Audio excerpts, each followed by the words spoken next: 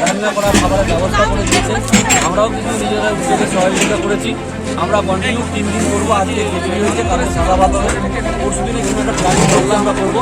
তারপরেও যদি আমরা বাড়াতে পারি, চেষ্টা করছি যাতে আরও 2-1 দিন বাড়িয়ে যে সমস্ত মানুষ ঘর ছাড়া হয়েছে, যারা এই মুহূর্তে খাবার পাচ্ছে না, পানীয় জল পাচ্ছে না, তাদের কাছ থেকে যাতে আমরা দেখতে পেয়েছেন আমরা অঞ্চল থেকে কয়েকটা নৌকা বানিয়েছি, সেই অঞ্চলে পান করার জন্য পৌরসভায় কিছু দিয়েছি, আমরা করে যাচ্ছে।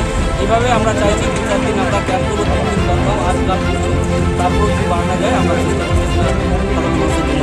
প্রতিবারে কতজনের করে খাবার করছি? আমরা আজকে 2500 লোকের খাবার আছে, কাল থেকে আমরা 3000 প্লাস করবো।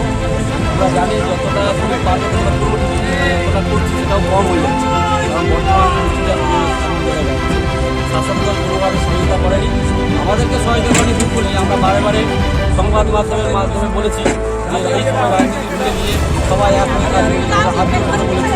তারপরেও আমরা দেখছি শাসক দল আমাদের মধ্যে সাধারণ মানুষকেও বেছে বেছে তাদের প্রতি জল দিতে, শুকনো খাবার দিতে এবং সরকারি খাবার থেকে বঞ্চিত করেছে। আমরা দেখছি রাতে রাতে ত্রিপল, চাল, আরও অনেক কিছু আছে, এসডিও অফিসে আসছে, নিজেদের সম্পত্তি এসডিও বসে ভাগ করে নিচ্ছে, সাধারণ মানুষ কোনো পরিষেবা পায়নি। তো সে জায়গায় আমরা সাধারণ মানুষের কাছে এখন থেকে আপনাদের মাধ্যমে আহ্বান জানাচ্ছি, বন্যাটা কাটবে এসডিও অথবা বিডিও, এর উপর আমরা আন্দোলন করবো এবং আমাদের দাবি সাধারণ মানুষ কেন পরিষেবা পায়নি এত উন্নয়ন, এত ত্রাণ আসার পরেও সেই সমস্ত কোথায় গেল, কত টাকা ত্রাণ, সমস্ত ত্রাণের হিসেব নিকাশ দিতে হবে। সেই জন্য আমরা সব রকমভাবে চেষ্টা করছি, শাসক দল দিবে না বলেই আমরা বিরোধী দল 100% করতে পারছি না। 2000 করেছি,